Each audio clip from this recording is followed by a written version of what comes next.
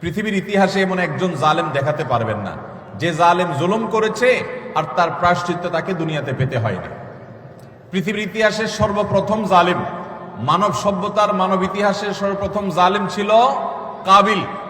আদম আলাইহিস সালামের ছেলে কাবিল, সে জুলুম করেছে নিজের আপন ভাই হাবিলের প্রতি। আল্লাহ তাআলা তার মুখ উন্মোচন করে দিয়েছেন, তাকে অপমান অপদস্থ করেছেন, তার এই কুকর্ম আল্লাহ তাআলা ফাঁস করে দিয়েছেন। এটি ছিল আল্লাহর পক্ষ থেকে তার জন্য দুনিয়ার শাস্তি, আখিরাতের শাস্তি তো আছেই। পৃথিবীর ইতিহাসে বহু জালেম গিয়েছে, নমরুদ জুলুম করেছে, আবু জাহাল জুলুম করেছে, উতবা সাহেবা জুলুম করেছে, অনেক পরাশক্তি জুলুম করেছে।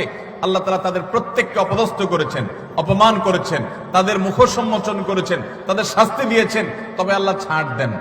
আল্লাহ বলেছেন ইন্নামা নুমলি লাহুম, আমি ছাড় দিয়ে রাখি। ইন্না কাইদি মাতিন, ছাড় দেওয়ার পরে যখন ধরি সে ধরাটা হয় বড় শক্ত, সেটা থেকে বাঁচার কোনো উপায় থাকে?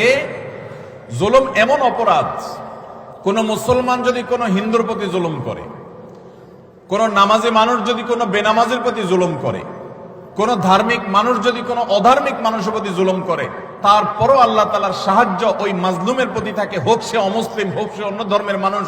কারণ জুলুমকে আল্লাহ কখনো সহ্য করেন